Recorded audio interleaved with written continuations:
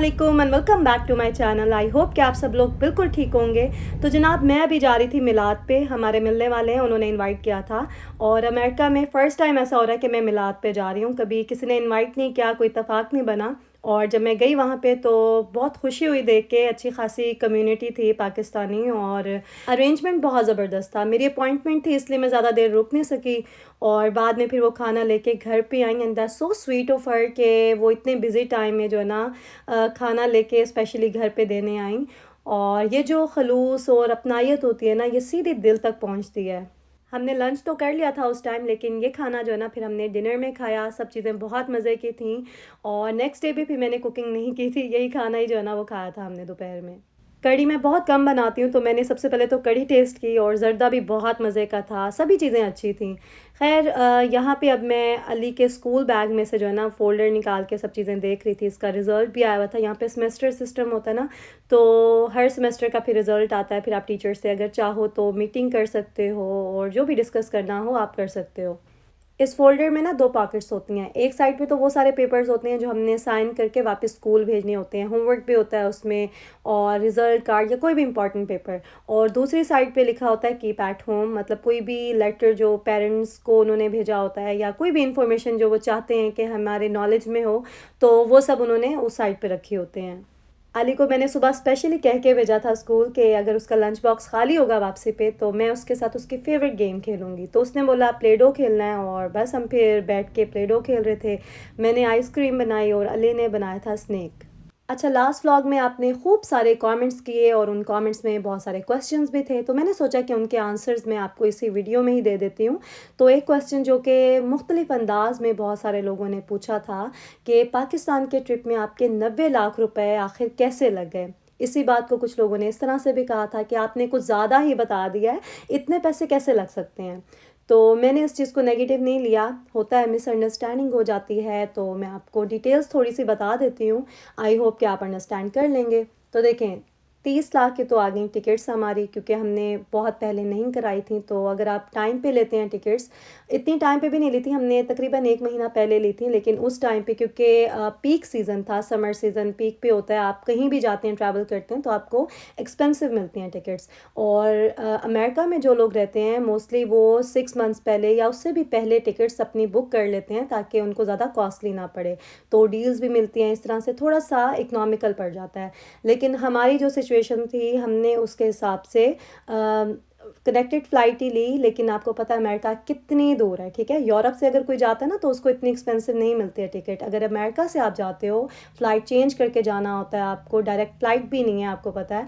तो आपको एक टिकट जो है ना तकरीबन अगर पाकिस्तानी रुपीज़ में आपको बताऊं तो 3-4 लाख रुपए में मिलता है। बल्कि यूं कह लें कि मिलता था, क्योंकि हमारे कुछ मिलने जानने वाले हैं, उन्होंने लास्ट ईयर दिसंबर में टिकट्स बुक की थी पाकिस्तान की, तो उन्हें एक टिकट तब तकरीबन 3 से 4 लाख रुपए में पड़ा था।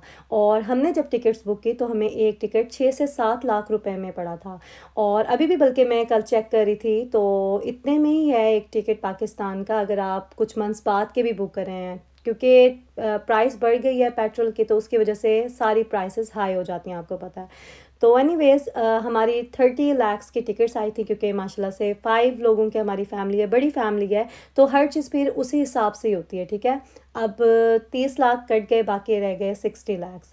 तो हमने पीछे भी ज़ाहिर है पैसे रख के जाने थे बैंक में, क्योंकि जो आपके मंथली एक्सपेंसेस होते हैं वो सारे भी आपने कवर करने होते हैं। बिजली, गैस, पानी, इन सब चीज़ों के जो भी बिल होते हैं, घर के जो भी खर्चे होते हैं, वो ऑटो पे लगे होते हैं, तो ऑटोमेटिकली हर मंथ आपके अकाउंट से वो पैसे कटते रहते हैं। तो तकरीबन 20 लाख रुपए पाकिस्तानी हमने उस पर्पज़ के लिए रखे थे अपने बैंक में पीछे।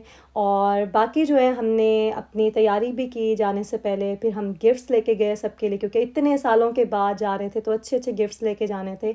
और यहाँ पे गिफ्ट का भी मैं आपको बता दूँ, क्योंकि डॉलर्स में आप जब लेते हैं चीज़ें, तो एक अच्छा परफ्यूम भी आप लेते हैं तो वो तकरीबन 150 से 200 डॉलर के बीच में ही आता है, ठीक है। तो इसी तरह से आप फिर अंदाज़ा लगा लें। फिर हम वहाँ के लिए भी जो है ना हमारा बजट था कि वहाँ पे होटलिंग करनी है, आपने घूमना फिरना है, खाना पीना है, शॉपिंग करनी है। तो उन सब चीज़ों में आप देखें 40 लाख की क्या वैल्यू है। हम तकरीबन 3 महीने रहे थे वहाँ पे, ठीक है।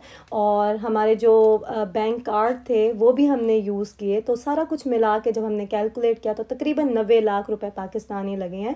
और जो लोग अमेरिका में रहते हैं ना वो रिलेट कर सकते हैं, और बहुत सारे लोगों ने बल्कि कमेंट किया भी है, रिप्लाई किया था उन्होंने उन लोगों के कमेंट पे कि इतने पैसे लग जाते हैं, ठीक है, क्योंकि माशाल्लाह से बड़ी फैमिली है हमारी। हाँ, अगर 2 या 3 लोगों की फैमिली है या फिर कोई 1 महीने के लिए जा रहा है और अच्छे से उन्होंने प्लानिंग की हुई है, तो फिर ज़ाहिर है कम पैसे भी लगेंगे। लेकिन कितने कम लगेंगे, आप देखें ना, टिकट्स आपको देनी है, पीछे के लिए भी पैसे आपने छोड़ के जाने हैं और साथ भी लेके जाने हैं।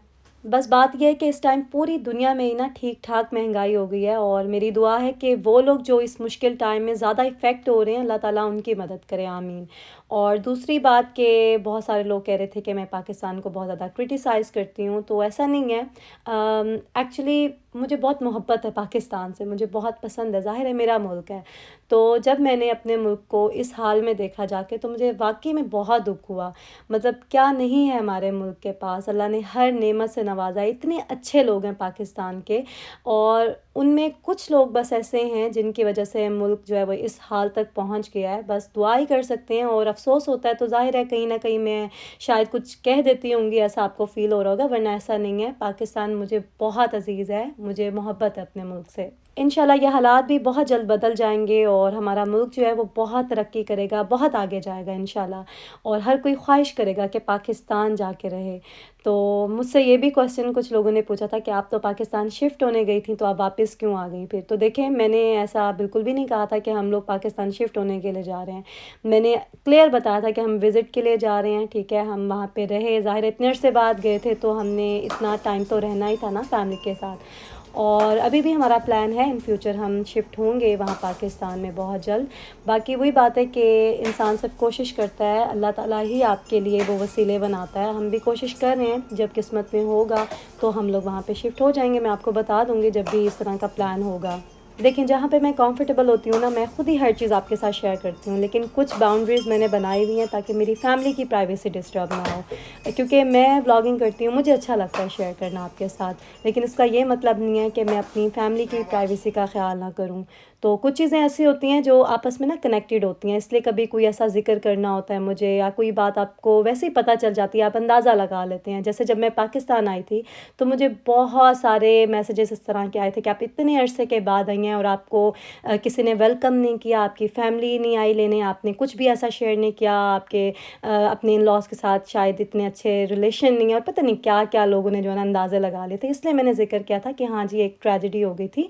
उसका ये मतलब नहीं है कि मैं आपको हर चीज़ डिटेल में बताऊं, और आई होप कि आप इस चीज़ को अंडरस्टैंड करेंगे और दोबारा मुझे इस तरह के क्वेश्चंस नहीं देखने को मिलेंगे कमेंट सेक्शन में। एनीवेज़, यहाँ पे अब अमान की क्रिकेट प्रैक्टिस चल रही है। ये नेट लगा है इसके लिए ताकि हार्ड बॉल जो है ना वो नेबर्स के घर पे ना जाए और ज़्यादा तोड़ फोड़ ना हो।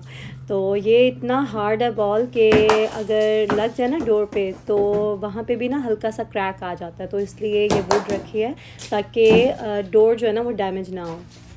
अभी हम लोग ना बाहर जा रहे हैं, एक्चुअली बच्चों की जैकेट्स लेनी थी। यहाँ पे ना वेदर बिल्कुल चेंज हो गया है, और हमेशा ऐसे ही होता है। 2 दिन में जो है ना ठंडी हवा चलती है और विंड की वजह से ना वो टेम्परेचर जो है वो गिर जाता है। तो बच्चों की जैकेट्स लेंगे, और कोई नई चीज़ आई होगी तो वो देख लेंगे, विंडो शॉपिंग कर लूँगी मैं और आपको भी दिखा दूँगी। तो चलें फिर चलते हैं। हाँ, अभी शाम के कोई 6 बज रहे थे, लेकिन इतने काले बादल थे कि बिल्कुल डार्क हो गया था, और ठंड भी हो रही थी, तो बड़ा अच्छा लग रहा था व्यू। तो जैसे जैसे हम आगे जा रहे थे इतना खूबसूरत व्यू आया, ऐसा लग रहा था जैसे माउंटेन्स हैं, हालांकि वो बादल थे काले। तो मैंने सोचा आपके साथ भी शेयर करूँगी। इस तरह के व्यूज़ इतने प्यारे लगते हैं ना, और कैमरा में वो चीज़ बिल्कुल भी नहीं आती है जो रियल में आपको देखने को मिल रहा होता है। अभी हम लोग आ गए थे बर्लिंगटन कोट फैक्ट्री, और यहाँ पे जो है ना बच्चों के बड़ों के हर तरह के कोट और जैकेट्स स्वेटर्स हर तरह की चीज़ें मिलती हैं, बहुत अच्छी वैरायटी मिलती है, और प्राइसेस जो है ना इनकी बहुत लो होती हैं।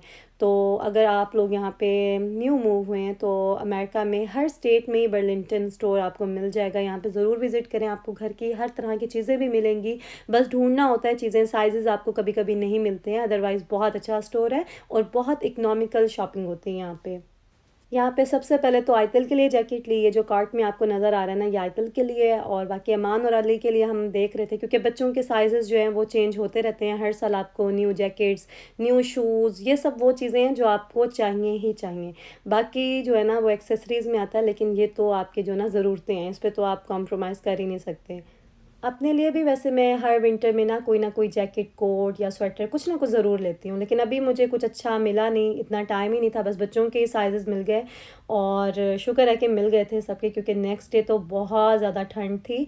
और सुबह जब स्कूल जा रहे होते हैं ना बच्चे, वो सबसे ज़्यादा ठंड वाला टाइम होता है। उसके बाद जब सूरज निकलता है ना तो टेम्परेचर नॉर्मल हो जाता है, लेकिन सुबह सुबह बहुत ठंड होती है। और मैं बस प्रैक्टिस जो है ना दोबारा से आजकल कर रही हूँ ड्राइविंग की, ताकि मैं एक्सपर्ट हो जाऊँ और फिर इंडिपेंडेंटली ड्राइव करूँ, बच्चों को भी जो है ना स्कूल से पिक एंड ड्रॉप कर सकूँ। पहले मैंने 4-5 दिन प्रैक्टिस की थी तो अच्छी खासी इंप्रूव हो गई थी ड्राइविंग, लेकिन बीच में गैप आ गया। अभी 2 दिन हुए हैं मैंने दोबारा से स्टार्ट किया है ड्राइविंग।